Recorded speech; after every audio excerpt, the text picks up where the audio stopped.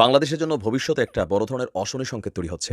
আর এই অশনি সংকেতের পেছনে পশ্চিমাদের একটা সূক্ষ্ম প্ল্যান কিন্তু কাজ করে গেছে। আর আমি আবারও বলছি, আমি এটাকে ঠিক আর আইওয়াশ মনে করি না, কারণ এই আইওয়াশ দিয়ে আসলে সরকারের এই মুহূর্তে আর তেমন কোনো অ্যাচিভমেন্ট নেই। তাদের বিরুদ্ধে ব্যবস্থা মানে হচ্ছে জনাব বেনজির কোথাও না কোথাও কোনো না কোনো একটা সিরিয়াস রেড লাইন ক্রস করেছেন। বিদেশে বেনজির পরিবারের সম্পদের খোঁজে দুদক।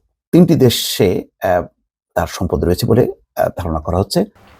আসসালামু আলাইকুম দর্শক, আজকের গুরুত্বপূর্ণ সংবাদে আপনাকে স্বাগতম। প্রিয় দর্শক, বাংলাদেশকে নিয়ে যে গভীর এক চক্রান্ত চলছে তার বহিঃপ্রকাশ কিন্তু কিছুদিন আগেই প্রধানমন্ত্রী শেখ হাসিনা করেছিলেন। সেই সাথে আরও কিছু চাঞ্চল্যকর কথা তিনি বলেছিলেন, যা ইতিমধ্যেই নেট দুনিয়ায় সাড়া ফেলেছে। প্রিয় দর্শক, সেই সমস্ত ভিডিও নিয়েই আপনাদের সামনে হাজির হয়েছি। পশ্চিমা বিশ্ব যে বাংলাদেশকে নিয়ে এক অন্যরকম জগৎ তৈরির পরিকল্পনা করছে তা প্রধানমন্ত্রী শেখ হাসিনার কথাই প্রতিফলন ঘটেছে। তো প্রিয় দর্শক, পশ্চিমা বিশ্ব তাদের পরিকল্পনা ঠিক কতদূর এগিয়ে নিয়ে গিয়েছে তা আজকের নিউজটি দেখলেই জানতে পারবেন। প্রিয় দর্শক, সেই সাথে আরও জানতে চলেছেন বেনজিরের স্ত্রী কন্যাকে দুদকের তলব। দুদক কেন তাদেরকে তলব করেছে? প্রিয় দর্শক, আজকের নিউজটি সম্পূর্ণ দেখলেই এই বিষয়টি আপনি ক্লিয়ার হয়ে যাবেন। সেই সাথে প্রিয় দর্শক, ভিডিওর শুরুতেই যে অংশ বিশেষগুলো দেখিয়ে ভিডিওটি শুরু করা হয়েছে তার বিস্তারিত আলোচনা থাকছে আজকের এই নিউজ ভিডিওটিতে। তাই বলবো, ভিডিওটি কিন্তু খুবই গুরুত্বপূর্ণ হতে চলেছে। প্রথম থেকে শেষ পর্যন্ত ভিডিওটি দেখুন। তো আমি আর বেশি কথা বলবো না, চলুন দেখে আসবো আজকের কাঙ্ক্ষিত ভিডিওগুলো। তার আগে যারা এখনও চ্যানেলটি সাবস্ক্রাইব করেননি অবশ্যই চ্যানেলটি সাবস্ক্রাইব করে পাশে থাকা বেল আইকনটি ক্লিক করে দিন। আর যারা ইতিমধ্যেই চ্যানেলটি সাবস্ক্রাইব করেছেন তাদেরকে অসংখ্য ধন্যবাদ। তো চলুন ভিডিওটিতে একটি লাইক দিয়ে আমরা পর্যায়ক্রমে সবগুলো ভিডিও দেখে আসি। প্রায় প্রতিদিনই জনাব বেনজিরকে নিয়ে কোনো না কোনো একটা নতুন খবর আমাদের সামনে এসে হাজির হয় এবং যেটার এক ধরনের তাৎপর্য আছে বলে আমি বিশ্বাস করি, তাই সেগুলো নিয়ে কথা বলাও দরকার। সর্বশেষ যে খবরটা এলো গতকাল, আমরা দেখেছি অনেকেই, সেটা হচ্ছে জনাব বেনজিরকে এবার দুদক ডেকেছেন, তাকে এবং তার পরিবারকে, তার ইমিডিয়েট পরিবারকে। আমি ভুল না করলে জুনের 6 তারিখ তাকে যেতে হবে এবং 9 তারিখ তার স্ত্রী এবং কন্যাদেরকে যেতে হবে। এই হচ্ছে দুদকের ডাকার খবর। এটাকে আমরা ঠিক কীভাবে দেখব? এটাকে কি আমরা খুব অনেকে যেভাবে ইন্টারপ্রেট করছি, এটা আই ওয়াশ ইত্যাদি ইত্যাদি, সেভাবে দেখব, নাকি আসলে এটা প্রচণ্ড টাফ একটা কঠিন একটা চিকিৎসা যেটা সরকারকে করতে হচ্ছে, অনেকটা ক্যান্সারের কেমোথেরাপির মতো? যেন বেনজির কি একটা কেমোথেরাপি? এই প্রশ্নটা আমি করে রাখতে চাই। আগে একটু মানে ওনাকে যে ডাকা হলো, সেই ডাকা নিয়ে কয়েকটা স্পেকুলেশন থেকে আমরা হয়তো একটু বাঁচবো। 6 তারিখেই অনেকে ধারণা করছিলেন তিনি হয়তো দেশেই নাই, কেউ কেউ বলার চেষ্টা করেছেন এরকম। যদিও আমরা তার দেশ থেকে দেশ ত্যাগের ব্যাপারে যাতে ব্যারিয়ার দেওয়া হয়, নিষেধাজ্ঞা দেওয়া হয়, সেরকমও একটা অনুমতি দুদক চাইবে বলে নিউজ এসেছিল। আবার অনেকে বলছেন যে না, উনি দেশেই আছেন। সো 6 তারিখ আমরা বুঝবো এবং আমরা ধারণা করি উনি সম্ভবত দেশে আছেন। ওনার দেশ ত্যাগ করতে সম্ভবত দেওয়া হয়নি, কারণ আমার ধারণা সরকার এই বিচারটা করতে চাইছে। সোফার যা যা ঘটলো, একটা পত্রিকায় রিপোর্ট আসা, একজন ডামি এমপি গিয়ে সেটা নিয়ে উচ্চবাচ্য করা, তারপর দুদক মাথাচাড়া দিয়ে ওঠা, গা আড়মোড়া ভেঙে উঠেছে, তারপর এখন একটার পর একটা 2 ধাপে তার সম্পত্তি বাজেয়াপ্ত করা, মানে অন্তত জব্দ করা ফর দ্য টাইম বিং, তার অ্যাকাউন্ট, তার বিও অ্যাকাউন্ট শেয়ারের, সেগুলো সব কিছুর উপরে স্থগিতাদেশ দেওয়া হয়েছে। এবং আমাদের সামনে যে তথ্য এসে হাজির হয়েছে সেটা হলো 650 বিঘার মতো জমি এই পরিবারের দখলে আছে। উনি গুলশানে একদিনেই 4টা ফ্ল্যাট কিনেছেন। মানে অদ্ভুত লাগে। মানে আমরা একসাথে 2-4টা জামা টামা কিনে ফেলি, উনি 4টা ফ্ল্যাট কিনে ফেলেন এবং গুলশানে। মানে মন খারাপ হলে শপিং করি, উনি মন খারাপ হলে ফ্ল্যাট কেনেন। ব্যাপারগুলো এরকম, মানে কোথায় চলে গেছে সব কিছু। আমরা ধারণা করছিলাম এই সব লোকজন এরকমই করেন, এরকমই তাদের অবস্থা। আমাদের সামনে আরও প্রমাণ হিসাবে আসলো। মানে এখন দুদকের কাজ আসলে অন্তত জমিগুলো ওনার এবং ওনার পরিবারের সদস্য, মানে তার স্ত্রী এবং কন্যাদের নামে, এটা শিওর, কারণ এগুলো রেজিস্ট্রেশনভাবেই আছে।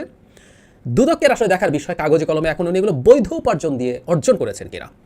কালের কণ্ঠ যে রিপোর্ট ওনার এই আলাদিনের চেরাগ নিয়ে রিপোর্ট করেছিল, সেখানে জানানো হয়েছিল যে 1,20,00,000 টাকা তার 1,80,00,000 টাকা তার এই চাকরি জীবনে উনি উপার্জন করেছেন।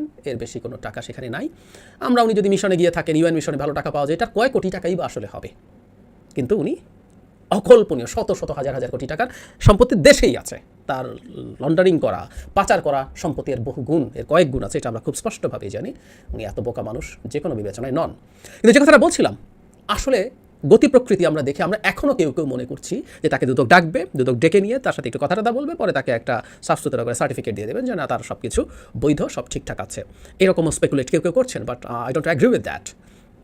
এটা যে হয় না তা না। এই যে আমি গতকালই একটা ভিডিও দিয়েছি, আপনাদের খেয়াল থাকার কথা, একজন অ্যাডিশনাল ডিআইজির, যেন শিমুলের 14 সালেই তাকে একবার দুদক ডেকেছিল এবং সেই ডাকার ফলে সেটাকেও তাকে এক ধরনের ক্লিন সার্টিফিকেট দিয়ে দেওয়া হয়েছিল, এখন আবার ডেকেছে। আমি একটা সূত্রে জানতে পারলাম আগের বার যে তাকে ছেড়ে দেওয়া হয়েছিল সেটা মূলত জনাব বেনজিরের তদবিরের কারণে, এবং জনাব বেনজির পন্থী বলে ওনার এক ধরনের পারসেপশন আছে। তার মানে খেয়াল করি আমরা, যদি এটা সত্য হয় জনাব বেনজিরকে সাইজ করা হচ্ছে, এটা মোটামুটি শিওর, এবং তার সাথে সাথে তার যে ডালপালা ছিল, সাঙ্গপাঙ্গরা ছিল, তাদেরকেও ধরা হয়েছে একই পথে। তাহলে তাকে ধরা হয়েছে এটা আমরা মনে করতে পারি কোথাও না কোথাও কোনো না কোনো একটা সিরিয়াস রেড লাইন ক্রস করেছেন।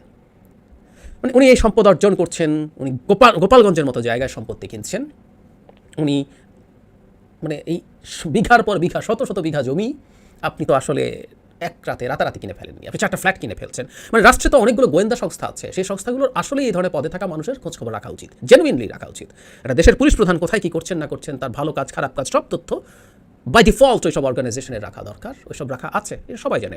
তো উনি অর্জন করলেন, উনি এটা 3 বছর রিটায়ার করেছেন, 3 বছর ধরে সেগুলো ওনার কাছে থাকলো, এও কিছু করলো না। হঠাৎ করে ফাইন মর্নিং তার বিরুদ্ধে রিপোর্ট, তারপর ধরপাকড় ইত্যাদি ইত্যাদি। তার মানে যে সম্পদ অর্জন করেছেন, সম্পদ রেখেছেন, তাতে সরকারের কিছু আসছিল যাচ্ছিল না। অনেক দিন থেকে একটা কথা বলেছি, যখন আমি প্রথম দিকে জনাব বেনজিরের এই রিপোর্ট এসছে তখন যখন বলছিলাম এটা আসলে সরকারের একটা বিনিময়, ট্রেড অফ। আপনি সরকারকে সার্ভ করছেন, মানে ভয়ঙ্কর ঝুঁকি নিয়ে, আপনি এমন সব ঝুঁকি নিচ্ছেন, যে বিরোধী তো স্যাংশন খেয়ে গিয়েছিল, আপনি ঝুঁকি নিচ্ছেন। এবং কোনো একদিন বাংলাদেশে যদি একটা সহি সরকার আসে, এসব বেনজিরদের দেশীয় কোর্টে তাদের মানে শুধু দুর্নীতি না, মানবাধিকার লঙ্ঘনেরও মারাত্মক বিচার হবে, ক্ষমতার অপব্যবহারের বিচার হবে, কিছু সিম্বলিক বিচার যদিও কমও হয়, তার মধ্যে উনি থাকবেন। সো আপনি ঝুঁকি নিয়ে তাকে সার্ভ করেছেন, সরকারকে গদিতে রেখেছেন। আপনি গুরুত্বপূর্ণ পদগুলোতে নির্বাচনের আগে ছিলেন, 13 সালের মানে 14 সালের নির্বাচনের আগে ঢাকার কমিশনার ছিলেন, ডিএমপি কমিশনার। 18 সালের রাতের সিল যে মারা হয় যে ভোটে, সেই ভোটের র্যাবের ডিজি ছিলেন, ওই সিল মারার নেতৃত্ব দিয়েছেন। এরপর আইজি ছিলেন। আপনি সার্ভ করেছেন, সরকারের ট্রেড অফ হচ্ছে তুমি আমাকে সার্ভ করো, ঝুঁকি নাও, আমি তোমাকে আমরা বলি না খুশি করে দেবো। খুশি করে দেওয়া মানে হচ্ছে you can do anything you like, যা তা করবেন। এই ভদ্রলোক সম্পর্কে আরও অনেক ইনফর্মাল তথ্য আমরা জানি, খোঁজখবর করলেই পেয়ে যাবেন। উনি জাস্ট ধরাকে সরা জ্ঞান করেছেন, যাকে চেয়েছেন, এটা শুধুমাত্র সম্পদ নয়, ব্যক্তিও যাকে চেয়েছেন তাকে উনি নিয়েছেন তার মতো।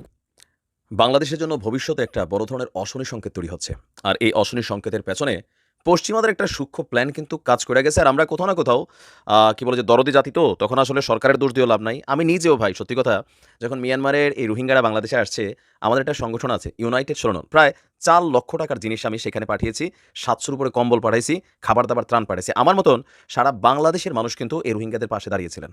কিন্তু আজকের দিনে এসে ডে বাই ডে যখন আপনার কি বলা হয় যে এই বিষয়গুলোর সামনে চলে আসছে, তখন দেখতেছি যে পশ্চিমাদের একটা নীল নকশা বাংলাদেশের উপর চলে গেছে। মুখে মুখে থ্যাংক ইউ দিয়া এখন ঋণ কইরা এদেরকে পালার মতন একটা সিস্টেম আমাদের উপর চলে আসছে। আপনি জেনে আশ্চর্য হবেন যে এই মুহূর্তে এই রোহিঙ্গাদেরকে নিয়ে আমরা কী ধরনের ঝামেলায় পড়ছি। প্রায় 14 থেকে 15 লক্ষ রোহিঙ্গা এই মুহূর্তে কিন্তু আমাদের বাংলাদেশে বসবাস করছে। এই যে বিশাল জাতির ভরণ পোষণের জন্য সর্বপ্রথম আপনার এই পশ্চিমারা বাংলাদেশকে কিছু ওয়াদা দিছিল যে অল্প কয়েক মাসের মধ্যেই রোহিঙ্গাদেরকে স্থানান্তর করা হবে, পাশাপাশি এই রোহিঙ্গাদেরকে আশ্রয় দিলে এদের যে ভরণ পোষণের ব্যাপারটা, এটা বিশ্বব্যাংক বা আন্তর্জাতিক যেই মানবাধিকার সংস্থাগুলো আছে তারা দিবে। কিন্তু এখন এসে হিসাব আইলো কি, পুরাটা মাগনা দিবে না, আমাদেরকে ঋণ করে দিবে। তো রোহিঙ্গারা খাওয়াইয়া এই ঋণ আসলে পরিশোধের দায়িত্বটা কার আসবে? সরকারের উপর। তো সরকারে কে থাকবে? বাংলাদেশের সরকার। খাওয়াবে কারে? রোহিঙ্গাদেরকে। তো সব মিলে আমি আপনাদেরকে ডাটাটা দিচ্ছি, আশ্চর্য হয়ে যাবেন। বাংলাদেশে আশ্রয় নেওয়া রোহিঙ্গা জনগোষ্ঠীর আর্থসামাজিক উন্নয়নে বিশ্বব্যাংকের কাছ থেকে $70 কোটি ঋণ এবং অনুদান পাচ্ছে সরকার। এর মধ্যে $54 কোটি হচ্ছে ঋণ, বাকি $16 কোটি এটা হচ্ছে অনুদান। ঋণের অর্থ সরকারকে 2% হারে সুদসহ পরিশোধ করতে হবে, মানে লাভসহ দিতে হবে। আর এটা আমরা যদি দেখছি যে অর্থ মন্ত্রণালয়ের অর্থনৈতিক সম্পর্ক বিভাগ ও পরিকল্পনা কমিশন সূত্রে এই তথ্যগুলো সামনে এসেছে। এই অনুদান এবং ঋণের ব্যয়ের জন্য নেওয়া প্রস্তাবিত প্রকল্পগুলো নিয়ে প্রশ্ন রয়েছে। আর এসব প্রকল্পে পরামর্শকের জন্য অস্বাভাবিক খরচের প্রস্তাব করা হয়েছে। আবার আমরা যদি দেখি, চলতি মাসের শেষ দিকে যুক্তরাষ্ট্রের ওয়াশিংটনে বিশ্বব্যাংকের বোর্ড সভায় সহায়তার প্রস্তাবটি অনুমোদন পেতে পারে। 12টি প্রস্তাবিত প্রকল্পে এই অর্থ খরচ করার কথা রয়েছে। বিশ্বব্যাংক থেকে বড় আকারের এই ঋণ সহায়তা তড়িঘড়ি এবং অনেকটা গোপনীয় করেই নেওয়া হচ্ছে। আর আমরা যদি দেখি আপনার মানে বিশাল একটা বিষয়, এখন কিভাবে ব্যয় করবে? আচ্ছা, স্থানীয় লোকজনদের জন্য ব্যয় হবে $35 কোটি, রাস্তাঘাট, বিদ্যুৎ, বনায়ন, ঘূর্ণিঝড় আশ্রয়কেন্দ্র নির্মাণ খরচ এগুলো। দ্বিতীয় ভাগের $35 কোটি ব্যয় হবে রোহিঙ্গাদের আর্থসামাজিক উন্নয়ন। এর মধ্যে $19 কোটি ঋণ, বাকি $16 কোটি অনুদান। আপনার এই অর্থে রোহিঙ্গা শিশুদের প্রাথমিক বিদ্যালয়ে সপ্তাহের 5 দিনের খাবারের ব্যবস্থা করা হবে। উখিয়া টেকনাফে করা হবে ডায়াগনস্টিক সেন্টার, ডিজিটাল স্বাস্থ্যসেবা, জন্ম নিয়ন্ত্রণ ব্যবস্থা। আর এছাড়াও এই সকল কর্মসূচি বাস্তবায়নের 6টি প্রকল্প হাতে নিয়েছে আপনার সরকার। এখন যে পশ্চিমারা ধরেন হঠাৎ করে আমাদেরকে অনুদানের বদলে যে ঋণ দেওয়ার ইস্যুটাতে সামনে নিয়ে আসছে, বাংলাদেশ নিয়ে গভীর একটা ষড়যন্ত্র শুরু করছে পশ্চিমারা। এরা চায় যে সিস্টেমিকলি আমাদেরকে কিন্তু বাটে অলরেডি আমরা পড়ে গেছি। আমরা দেখেন রোহিঙ্গারা মিয়ানমারে ফিরতে চাওয়ার জন্য এরা যে রিকোয়ারমেন্ট দিচ্ছে বাংলাদেশকে, এটা নিয়ে কিন্তু প্রধানমন্ত্রী মাঝে মাঝে ক্ষিপ্ত হচ্ছেন। বিশ্বমণ্ডলে গিয়া আন্তর্জাতিক যে নেতারা আছে তাদেরকে কিন্তু ভালোভাবেই তিনি হোয়াইট ওয়াশ দিচ্ছেন, কিন্তু তারপরেও চীনারা এখানে চৈনিক শিল্প খেলা খেলছে, ভারত আরেকটা কঠিন খেলা খেলতেছে, আর মাঝখানে এসে কিন্তু আমরা ওয়ান কাইন্ড অফ বাটে পড়ে গেছি বাংলাদেশ। এখন এই বিশাল জনগোষ্ঠী যত দিন যাচ্ছে সংখ্যা বাড়ছে, দেশে নানান ধরনের অপরাধ কর্মে জড়িয়ে পড়ছে, আমাদের দেশের এক্সট্রেটেড দালালদের কারণে বাংলাদেশের মেয়েদেরকে বিয়ে করা সিটিজেন নিচ্ছে, 2 নম্বর পাসপোর্ট তৈরি করা তারা বাংলাদেশের নাগরিকত্ব নিয়ে নিচ্ছে, দেশ থেকে বিদেশ যাচ্ছে। এই বিশাল ইফেক্টটা আজ থেকে 10 বছর পরে কি পরিমাণ ভয়াবহ ইফেক্ট তৈরি হবে আপনি চিন্তা করেন।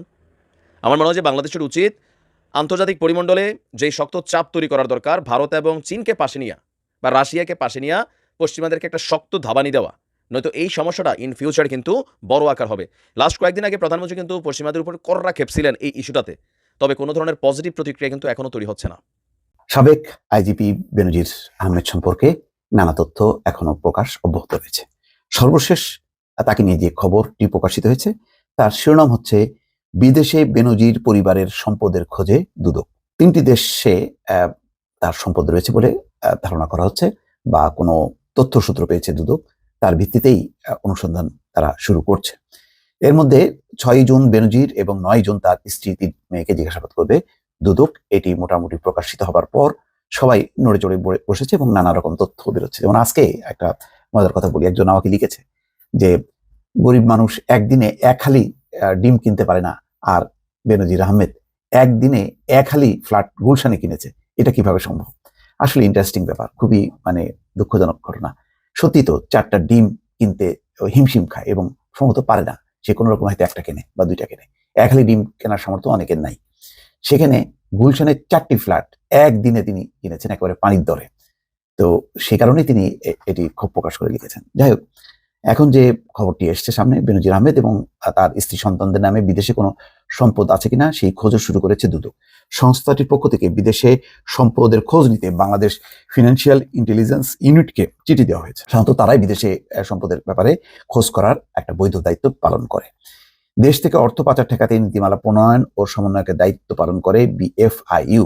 সংস্থাটি একবন্ড গ্রুপ নামের একটি ফোরামের সদস্য। এই ফোরাম বিশ্বের 170টি দেশের সংশ্লিষ্ট সংস্থার সমন্বয়ে গঠিত, যারা অর্থ পাচার ও সন্ত্রাসে অর্থায়ন সংক্রান্ত তথ্য নিয়ে কাজ করে। 2013 সালে একবন্ড গ্রুপের সদস্যপদ পায় বিএফআইইউ। সংস্থাটির সূত্র জানায়, ওই গ্রুপে এক দেশ আরেক দেশের কাছে যদি কোনো ব্যক্তির সম্পদ সম্পর্কে তথ্য চায়, তাহলে বিশেষ প্রক্রিয়ায় তারা সেই তথ্য সরবরাহ করে। সংশ্লিষ্ট দেশের অনুমতি সাপেক্ষে তা আদালতে উপস্থাপন করা যায়। নাম প্রকাশে অনিচ্ছুক বিএফআইইউর একজন কর্মকর্তা প্রথম আলোকে বলছেন, বেনজির আহমেদ ও তার সন্তানদের বিষয়ে তথ্য চাওয়া হয়েছে। এদিকে বেনজির আহমেদ, তার স্ত্রী ও 3 মেয়েকে জিজ্ঞাসাবাদ করবে দুদক। আগামী 6 জুন শুধুমাত্র বেনজির আহমেদকে এবং 9 জুন স্ত্রী জিশান মির্জা ও 3 কন্যাকে ডাকা হয়েছে। তাদের জিজ্ঞাসাবাদের জন্য কমিশনের কাছে আবেদন করেছিল সংস্থাটির অনুসন্ধান দল। মঙ্গলবার তাদের জিজ্ঞাসাবাদের অনুমতি দেয় কমিশন। পরে বেনজির ও তার স্ত্রী সন্তানদের তলব করা হয়। দুদক কমিশনার জহিরুল হক বলছেন, কারো বিরুদ্ধে কোনো ব্যবস্থা নেওয়ার দরকার হলে তাকে জিজ্ঞাসাবাদ করতে হয়, এটি হচ্ছে আইনের বিধান, দুদকের আইনের বিধান। দুদক বিভিন্ন সংস্থাকে বেনজির পরিবারের সম্পদের তথ্য চেয়ে চিঠি দিয়েছিল, বিভিন্ন সংস্থা থেকে তথ্য আসছে। এখন পর্যন্ত বেনজির পরিবারের 621 বিঘা জমি, 19টি কোম্পানির শেয়ার, গুলশানের 4টি ফ্ল্যাট, 30 লাখ টাকার সঞ্চয়পত্র, 33টি ব্যাংক হিসাব এবং 3টি বিও হিসাব পেয়েছে দুদক। আদালতের আদেশে এসব সম্পদ ও অবরুদ্ধ করা হয়েছে। দর্শক খেয়াল করেন, বিভিন্ন সংস্থা কিন্তু আস্তে আস্তে তথ্য দেওয়া শুরু করেছে। তার মানে হচ্ছে এটি হয়তো অব্যাহত থাকবে এবং পুরো বিষয়টি যেহেতু সরকার এখন বা দুদক আন্তরিক, সুতরাং এখন কোনো সংস্থাই কোনো তথ্য চেপে রাখবে সেই পরিস্থিতি এখন নেই। দুদক সূত্র বলছে, অস্ট্রেলিয়া, কানাডা, সিঙ্গাপুর ও সংযুক্ত আরব আমিরাতের দুবাইয়ে বেনজির পরিবারের সম্পদ থাকতে পারে বলে ধারণা করছে তারা। দুবাইয়ে বেনজির আহমেদের সম্পদের বিষয়টি বেশ অনেকবার আলোচিত হয়েছে, যদিও তখন এইসব বিষয়ে সরকারি কোনো সংস্থা নড়ে চড়ে বসেনি বা কোনো উদ্যোগ নেয়নি। এখন দুদক যেহেতু মামলা করেছে, এখন অনেক তথ্য বের হচ্ছে। প্রাথমিকভাবে বিভিন্ন সূত্রে তারা কিছু তথ্য পেয়েছে, সম্পদ আছে কিনা সেই বিষয়ে সুনির্দিষ্ট তথ্য পেতে বিএফআইইউকে চিঠি দেওয়া হয়েছে। তো দর্শক, দেখলেন আজকের ভিডিওগুলো। আর এই ভিডিও সম্পর্কিত যদি কোনো তথ্য বা মতামত থাকে তাহলে অবশ্যই কমেন্ট করে জানাবেন। আজকের মতো নিউজটি ছিল এটুকুই, ফিরছে আগামী ভিডিওতে নতুন কোনো টপিক নিয়ে। আল্লাহ হাফেজ।